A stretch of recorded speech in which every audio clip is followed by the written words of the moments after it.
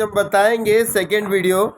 और second video में business services में क्या होता है, ये बहुत इंपॉर्टेंट है। 27 मार्क्स के लिए, 27 मार्क्स के लिए बोर्ड एग्ज़ाम में आएगा, तो बहुत इंपॉर्टेंट है। तो इसके हिसाब से अभी इसमें कौन से क्वेश्चंस आने वाले हैं बोर्ड एग्ज़ाम में, तो हम आप लोग को बताएंगे। तो इसमें कौन से वो क्वेश्चंस हैं जो बोर्ड एग्ज़ाम में आ सकते हैं। तो देखो, बिजनेस सर्विस वेरी इंपॉर्टेंट होता है। तो इसमें एक ये क्वेश्चन जो बोर्ड एग्ज़ाम में दिख रहा है, ध्यान से देखना इसको, फीचर्स ऑफ सर्विसेज। अब सर्विसेज क्या होता है? सर्विसेज होता है इंटेंजिबल। सर्विसेज इनविजिबल होता है, जिसको अपन देख नहीं सकते, खाली महसूस कर सकते हैं। तो सर्विसेज निकाल लो पेज नंबर 55 पे। पेज नंबर कितने पे? 55 पे। ये एग्ज़ाम में दिख सकता है क्वेश्चंस। तो बहुत इंपॉर्टेंट क्वेश्चंस है, very important question, this types questions. Now features. अब सबसे पहले इसमें पॉइंट दिया है, सर्विसेज क्या होता है? सर्विसेज होता है, देखो बोला है, a service is an act performance on the party can be offer another that the essentially intangible does not be the result in the ownership of anything. Services को अपन ट्रांसफ़र नहीं कर सकते, कभी भी ध्यान में रखना। सर्विसेज खाली अपन महसूस कर सकते हैं। सपोज़ करो जैसे डॉक्टर था, डॉक्टर के पास आप बीमार हो, तो आपको डॉक्टर ने मेडिसिन दिया, तो आप उस मेडिसिन को खा के महसूस कर सकते हो कि हाँ, उस डॉक्टर की सर्विसेज अच्छी है। जैसे टीचर ने आपको सपोज़ करो टीचर ने आपको सपोज़ करो कोई भी चीज़ आपको स्टडी कराया, तो आप महसूस कर सकते हो कि हाँ, उसके टीचर की स्टडी अच्छी थी और मुझे पूरा समझा। तो सर्विसेज क्या होती है? सर्विसेज होती है इंटेंजिबल, जिसको अपन देख नहीं सकते, खाली महसूस कर सकते हैं। तो इसमें देखो, intangibility, a service is not be the physical product that can be the touch और सीन। सर्विसेज को क्या नहीं कर सकते? देख नहीं सकते, टच नहीं कर सकते, छू नहीं सकते। क्या सर्विसेज को not be physical product can be touch और seen. A service can be, क्या बोला है? A service can be experience ले सकते हैं आप लोग, महसूस कर सकते हो, एक्सपीरियंस अनुभव ले सकते हो, ये वाला। तो आप लोग सर्विसेज का पहला पॉइंट मिल गया आप लोग को। फिर इसके बाद पेज उसके पीछे वाला आप लोग देख लो कि इनसेपरेबिलिटी। सर्विसेज क्या होता है? इनसेपरेबिलिटीज़ होता है। तो ये वाला देख लेना कि सर्विसेज सेपरेटली। सर्विसेज क्या होता है? The unique of the character of service that the service and service provider can not be the separately. Service आप लोग सेपरेट नहीं कर सकते। आपको जो सर्विस लगा, बहुत से बच्चे क्लासेस में बैठते हैं या कोचिंग में बैठते हैं, तो सर ने अगर पढ़ाया रहेगा तो किस बच्चे को ज़्यादा अच्छा लगता है, तो ज़्यादा उसको समझ में आता है, तो वो अपना सर्विस दूसरे को नहीं ट्रांसफ़र कर सकता है। तो सर्विसेज होता है इनसेपरेबिलिटी। दूसरा इनकन्सिस्टेंसी होता है। सर्विसेज क्या होता है? सर्विसेज आर द हेट्रोजीनियस होता है। There can not be perfect standardization services, ये एक देख लेना। फिर पेरिसेबिलिटी होता है। सर्विसेज क्या होता है? पेरिसेबिलिटी, टिकाऊ होता है, ये देख लेना। और सर्विसेज नॉन ट्रांसफरेबल होता है, सर्विस को ट्रांसफ़र नहीं कर सकते। तो unlike goods all the service are non transferable in natures. तो अपने सर्विस को किसी को ट्रांसफ़र नहीं कर सकते। तो ये consumer participations, the service participation consumer equally important, ये हो सकता है। तो 5 पॉइंट कोई भी लिख देना आप बोर्ड एग्जाम में, ये आएगा। फिर इसके बाद टाइप्स ऑफ बिजनेस सर्विसेज, बहुत टाइप्स के होते हैं, तो इसमें कौन सा पूछा जाएगा ये बता रहा हूँ। तो आप लोग को ये आएगा क्वेश्चंस में, लास्ट वाले क्वेश्चंस में 8 मार्क्स के लिए आता है क्वेश्चंस, ये वेरी आइम्पिंग है। तो आप लोग ये करके जाना, टाइप्स ऑफ बैंक्स ना। अब टाइप्स ऑफ बैंक क्या होता है? बहुत से टाइप्स के बैंक्स होते हैं, बैंकों का टाइप्स बहुत होता है। तो सेंट्रल बैंक होता है, कमर्शियल बैंक होता है, कोऑपरेटिव बैंक होता है, डेवलपमेंट बैंक होता है, एक्सचेंज मनी बैंक होता है, एक्सचेंज बैंक होता है, रीजनल रूरल बैंक होता है, सेविंग बैंक होता है, इन्वेस्टमेंट बैंक होता है, और ये। तो ये वाला एग्ज़ाम में आ सकता है कल के पेपर में। तो अब सेंट्रल बैंक, तो इसको ऐसे ही डायग्राम बनाना तुम लोग और बताना कि कैसा एक्सप्लेन करना। अब टाइप्स ऑफ बैंक, बहुत टाइप्स के बैंक होता है। तो बैंक के पहले ये डेफिनेशंस लिख देना आप लोग कि बैंकिंग क्या होता है। देखो बैंकिंग क्या होता है, banking the term of the bank come from the French word बैंको। बैंक कहाँ से आया, फ्रेंच वर्ड से आया, उसका मतलब होता है बैंको, विच मीन्स द बेंच। जिस बेंच पे आप बैठ के स्टडी करते हो स्कूल कॉलेज में, उसी को क्या बोलते हैं, आज उससे बैंको बना, बैंकों से बेंच बना, बेंच से आज बैंक बना। तो ये काम होता था। पहले के लोग क्या करते थे, बेंच एक टाइप जिस पे आप लोग स्कूल कॉलेज में बैठते हो, उसी स्कूल कॉलेज के बेंचों पे मनी, हर एक दुनिया की करेंसी रखी जाती थी। और अगर भारत की करेंसी को यूएस की करेंसी में बदलना है तो एक्सचेंज करते थे सब बेंच पे रख के। तो आज वही बेंच बैंक के रूप में हो गया है, बड़े बड़े इंस्टीट्यूट बन गया है। तो आप आज देखोगे तो ये डेफिनेशन था। अब इसके बाद बैंक का ये वाला पॉइंट लिख देना हमेशा कि बैंकिंग क्या होता है। The banking Indian banking regulation act, very important, ये आता है ऑब्जेक्टिव में या मैच द पेयर में। तो इंडियन बैंकिंग रेगुलेशन एक्ट 1949 में स्टार्ट हुआ है। इंडियन बैंकिंग रेगुलेशन एक्ट 1949 में। द बैंकिंग कंपनी बीज द एनी कंपनी बीज the transact business banking in India, the banking has been the defined the accepting money purpose lending depositing money repayable demand and otherwise withdrawal by the cheque draft.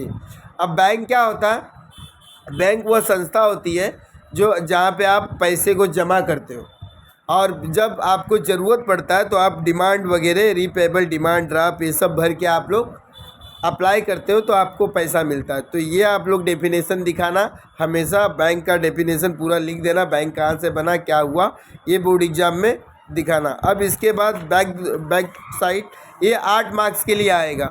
तो types of bank, bank के बहुत से types होते हैं, bank के इतने types होते हैं कि आप लोग लिख सकते हो, कोई भी 5-6 बैंक लिख देना बोर्ड एग्जाम में। तो सबसे पहले होता है central bank. Central bank means RBI, सबसे बड़ा बैंक होता है, बैंकों का बैंक होता है सेंट्रल बैंक।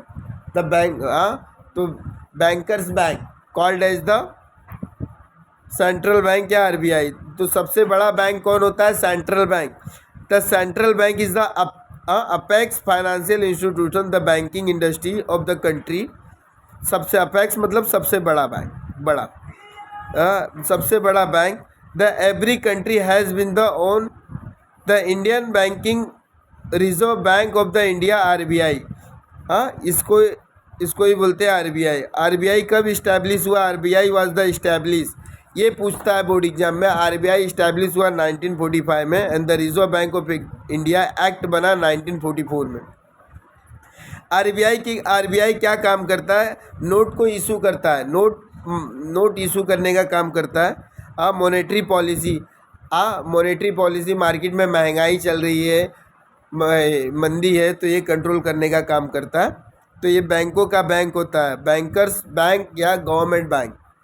फिर दूसरा आता है कमर्शियल। अगर आप लोग अकाउंट खोलना चाहे तो इसमें नहीं खुलेगा सेंट्रल बैंक में, कौन से बैंक में खुलेगा, कमर्शियल बैंक में। तो कमर्शियल बैंक में जो अपन अकाउंट खोलते हैं सब, उसको बोलते हैं कमर्शियल बैंक। उसको कौन सा बैंक बोलते हैं, कमर्शियल बैंक।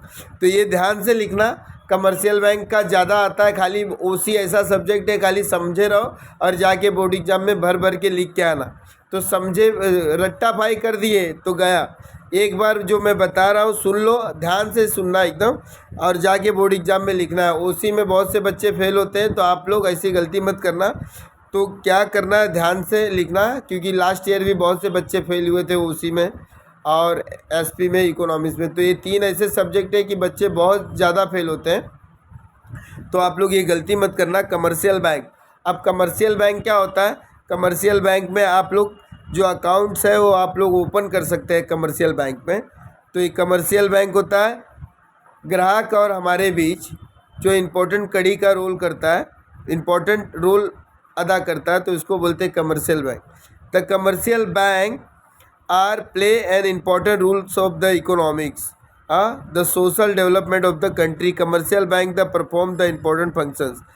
तो ये क्या करता है, जैसे पब्लिक लोग का अकाउंट ओपन करता है, पब्लिक लोग को क्या करता है, पैसा डिपॉजिट करता है।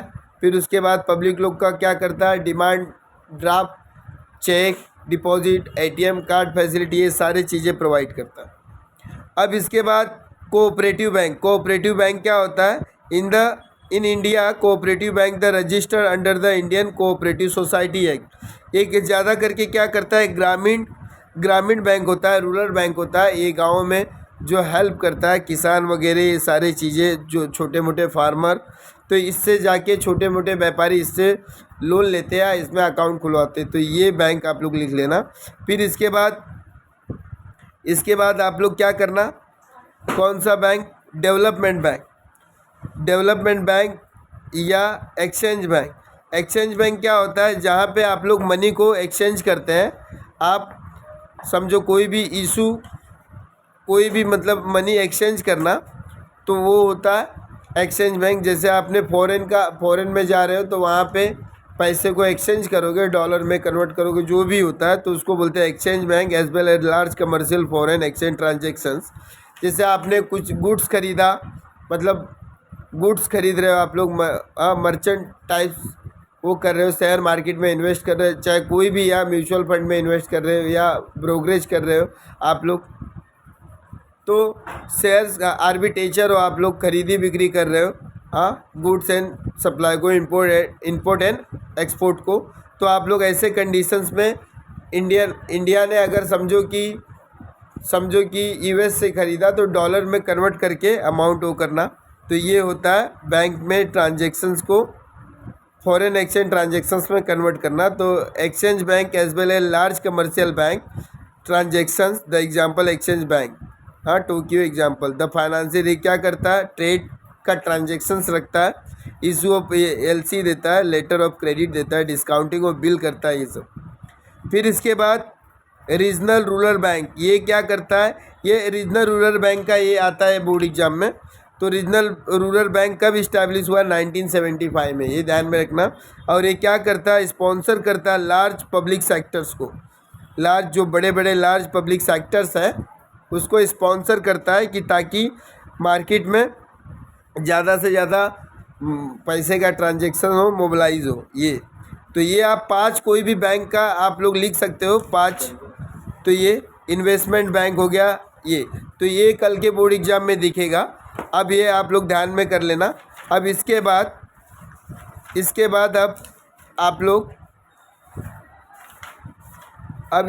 आप लोग कौन सा क्वेश्चंस करोगे मैं बता रहा हूँ। अब आप लोग इसके बाद पेज नंबर वेयर हाउसिंग कर लेना। ये थोड़ा ऊपर से देख के जाना, ये भी आता है, पूछता है एग्जाम में। वेयर हाउसिंग मतलब क्या होता है? जहाँ पे आप गुड्स को स्टोर करके रखते हो, पेज नंबर 78 पे। तो जहाँ पे गुड्स को स्टोर करके रखते हैं उसको बोलते हैं वेयर हाउसिंग। उसको क्या बोलते हैं? वेयर हाउसिंग करना।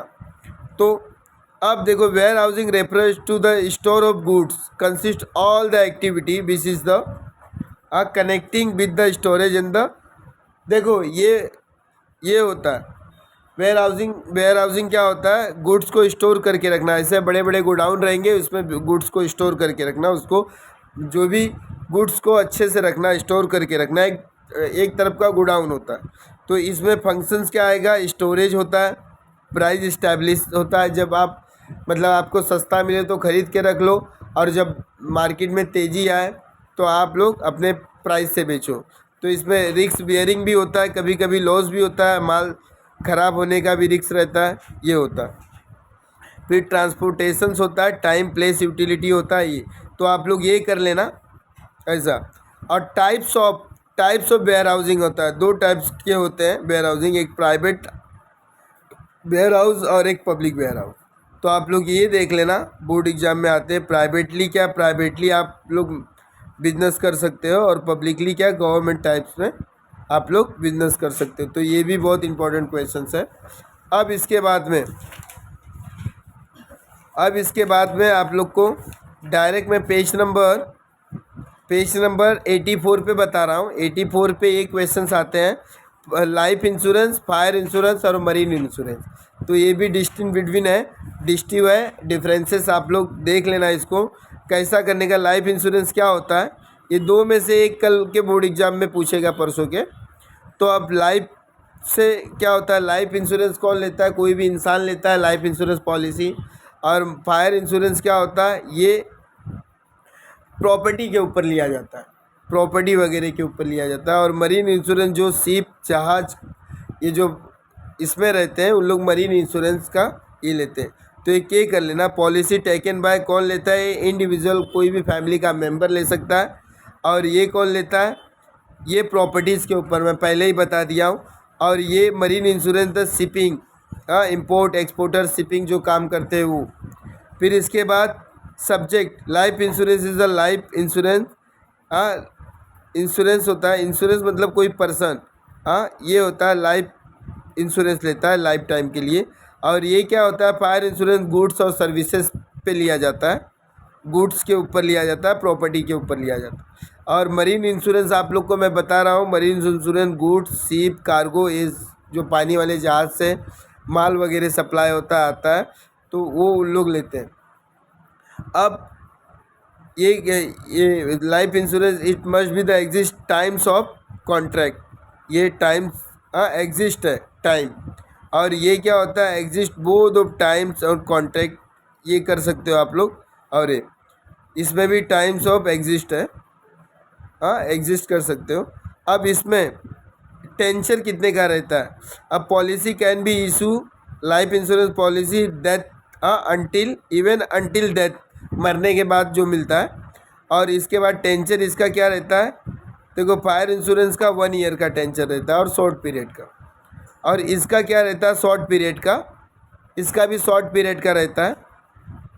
तो आप लोग 1 मंथ शॉर्ट ईयर या 1 ईयर तक का रहता है। तो ये होता है। अब कंपनसेशन कैसे मिलता है, डेथ के बाद इसमें मिलता है।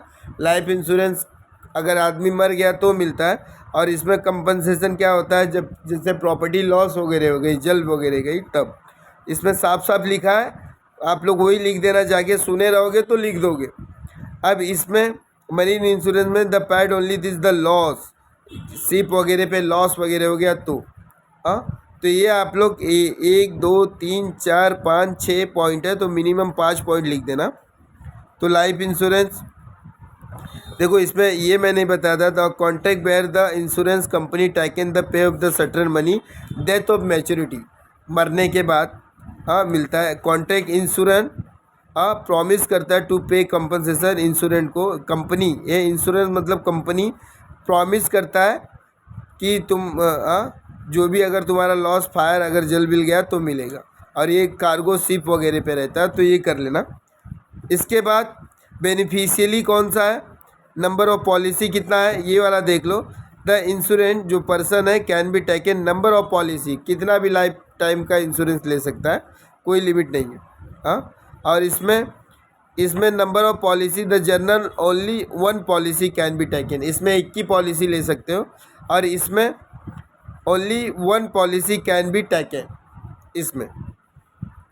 तो अब बेनिफिशियली क्या है इसमें बेनिफिशियली क्या है ये देख लेना। और surrender of policy, the policy can be surrender before the expiry, policy को सरेंडर भी कर सकते हो मरने के पहले। और ये इसमें कैन नॉट बी सरेंडर। तो ये वाला आप लोग बोर्ड एग्जाम में देख लेना। इसके बाद ये आएगा, इसमें से कोई एक आएगा, या तो करंट सेविंग आएगा या तो फिक्स हो रहा है। तो ये मैं बता रहा हूँ। अब करंट अकाउंट क्या होता है, करंट अकाउंट वो अकाउंट होता है जो बिजनेसमैन लोग के लिए होता है।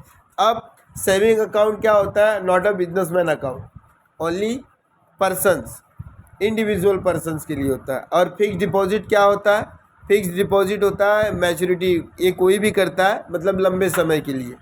तो अब आप लोग ये देख लेना, current account is a that businessman account, it that the account which is the maintain by the businessman, ये कौन ओपन करता है, बिजनेसमैन। सेविंग अकाउंट कौन ओपन करता है, इंडिविजुअल पर्सन, कोई भी पर्सन, जैसे हम लोग, आप लोग, ये सब। और बिजनेसमैन कौन अकाउंट ओपन करते हैं, करंट। क्यों करते हैं, क्योंकि डेली का ट्रांजेक्शन हो उन लोग का, डेली आए माल जाए, पैसा आए पैसा गया तो। और सेविंग अकाउंट जो इंसान कमाता है, सैलरी करता है, तो वो 2 पैसे बचा के वो जमा करे अपने अकाउंट में, तो उसको बोलते हैं सेविंग अकाउंट। अब फिक्स डिपॉजिट क्या होता है, फिक्स डिपॉजिट एक ऐसा होता है कि भविष्य में अगर आपको कोई चीज़ है, आप उसको भविष्य के प्रति आप लोग थोड़े थोड़े पैसे जमा करके उसको फिक्स कर देते हो, ताकि एक लंबे ड्यूरेशन के बाद आपको काम आए, तो उसको बोलते हैं फिक्स डिपॉजिट अकाउंट। तो अब देखो, अब withdrawal, customer can be withdrawal money by cheque. अब इसमें आप कैसे विड्रॉल कर सकते हो?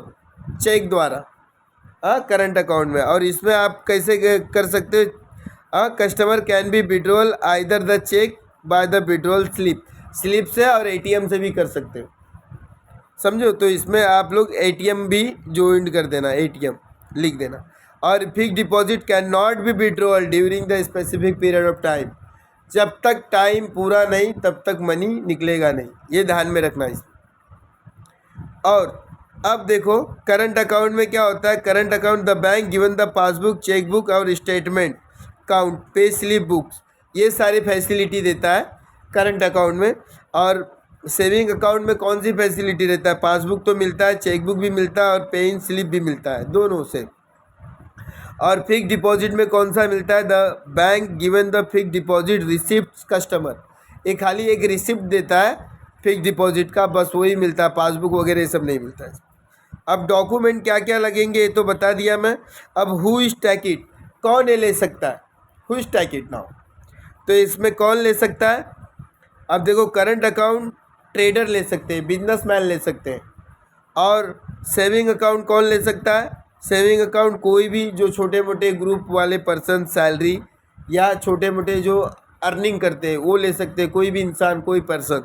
और fix deposit suitable any person, कोई भी पर्सन कर सकता है। फिर इसके बाद रिस्ट्रिक्शंस क्या है? अब इसमें कौन से रिस्ट्रिक्शंस है? तो इसमें रिस्ट्रिक्शंस है, देयर आर नो रिस्ट्रिक्शंस। किसमें रिस्ट्रिक्शंस नहीं होता है? करंट अकाउंट में। करंट अकाउंट में कोई रिस्ट्रिक्शन नहीं है मनी का, मनी कितने बार भी जमा करो, कितने बार भी निकालो मंथ में। अब इसमें कुछ रिस्ट्रिक्शंस है, किसमें? सेविंग बैंक अकाउंट में। The customer have the some of the restrictions now. और इसमें amount the become the due date, expiry and fix deposit, इसमें टाइम का रिस्ट्रिक्शंस रहता है, अगर तुम्हारा टाइम पूरा हो गया तो निकाल सकते हो, ऐसा। अब ये सोच के बताओ सबसे ज़्यादा इंटरेस्ट किस पे मिलेगा? इंटरेस्ट सबसे ज़्यादा फिक्स पे मिलता है, हायर इंटरेस्ट, क्योंकि लॉन्ग टाइम तक आपका पैसा बैंक वाला यूज़ करते हैं, जमा रखते हैं, तो इसमें हायर इंटरेस्ट। और फिर सेविंग में सबसे कम, और उसके बाद करंट अकाउंट में नॉट गिवन, करंट अकाउंट में दिया ही नहीं जाता। तो ये आप लोग लिखना कि interest not given by current account holders. और इसके बाद इसमें आप लोग लिखना saving account holder is the interest given by very low, और the higher interest rate given by fix deposit holders, ये आप लोग लिख सकते हो। बहुत इजी है, ओसियाम अगर समझ के जाओगे तो एकदम पेपर फाड़ के आओगे। तो पेपर समझो और जाके लिख के आओ और अच्छा नंबर लेके आओ। अब देखो नेचर ऑफ अकाउंट। अब करंट अकाउंट कंटिन्यूस नेचर होता है, कंटिन्यूस आप अकाउंट को ओपन कर सकते हो, जब तक आप हो तब तक, आपका बिजनेस है, आप हो तब तक आप बिजनेस को ओपन कर सकते हो। अब nature of account, it is the continuous nature, एक ऐसा है कंटिन्यूस नेचर। और फिक्स वाला है पीरियड ऑफ टाइम का, तो ये टाइम का बहुत पाबंद रहता है, तो टाइम के ऊपर है। अब इसका फैसिलिटी क्या होता है? देखो ये वाला करंट अकाउंट का एक फैसिलिटी ये होता है, ज़बरदस्त फैसिलिटी, करंट अकाउंट होल्डर को एक फैसिलिटी मिलता है। कौन सी फैसिलिटी मिलता है आप लोग बताओ, फिर इसके बाद मैं बताता हूँ। करंट अकाउंट होल्डर्स को बैंक ओवरड्राफ्ट फैसिलिटी मिलती है। ये फैसिलिटी क्या होती है? अगर आपके अकाउंट में पैसे ना हो तो भी बैंक में आपने किसी को बैंक में भेजा तो आपको पास हो जाता है आपका चेक, क्योंकि आपको एक फैसिलिटी बैंक वाले को, करंट अकाउंट होल्डर को मिलता है, और बाकी ये किसी में नहीं मिलता है, बाकी ये किसी में नहीं मिलता है। नो ओवरड्राफ्ट फैसिलिटी, इसमें भी नो ओवरड्राफ्ट फैसिलिटी आप लोग लिख सकते हो। अब इसके बाद ये भी पूछ सकता है, तो आप लोग इसको समझो, ज़्यादा चांसेस नहीं है मगर पूछ सकता है, कुछ तो चांसेस लग रहा है। कमर्शियल बैंक और central bank, what do mean by commercial bank and central bank? अब सेंट्रल बैंक मैंने आप लोग को बता चुका है, central bank apex bank, bankers bank called as the commercial bank and central bank. देखो अब सेंट्रल बैंक क्या होता है? The main functions of the central bank RBI control करता है, और commercial bank is the accept deposit public bank होता है, a not a public bank. अब प्रिंटिंग करेंसी, देखो करेंसी प्रिंट कौन करता है? The central bank can be print currency notes. Note बनाने का काम किसका रहता है? आरबीआई का। Commercial bank can not the print currency. अब एक्सेप्ट ऑफ द डिपॉजिट, अब डिपॉजिट को एक्सेप्ट कौन करता है? The central bank does not be the accept deposit, public का ये नहीं करेगा। और कमर्शियल बैंक एक्सेप्ट करता है डिपॉजिट। लोन, लोन बैंक को लोन कौन देता है? Central bank. और लोगों को लोन कौन देता है? Commercial bank. यही खासियत है इसमें। बैंकों को लोन कौन देता है? Central bank. और कमर्शियल बैंक किसको देता है? लोगों को देता है। लोग मतलब इंसानों को, जो ओनरशिप। अब it is the own by control by the government of India, इसको कौन करता है? खुद। Own and control by government of India. और it can be own by the private air government agency, इसको करती है। Numbers of banks, there are the only one central bank, एक ही सेंट्रल बैंक है। और इसमें many, there are the many commercial bank. तो ये मॉनेटरी पॉलिसी क्या होता है? The central bank the frame the monetary and credit policy करता है, और ये डू नॉट फ्रेम, ये नहीं इसको कंट्रोल करता है। तो ये वाला देख लेना, बहुत ईजी है पॉइंट। अगर पूछा तो सोने पे सुहागा हो जाएगा कल के पेपर में, परसों के। अब इसके बाद मैं ये वाला बताऊंगा, ये वाला भी आप लोग समझ के जाना है, बहुत अच्छा क्वेश्चन है। अगर बोर्ड एग्जाम में आया तो 5 नंबर आपको फ्री में मिलेगा, फ्री हो। Road transport, rail transport, water transport और एयर ट्रांसपोर्ट, ये चारों आप समझ लो।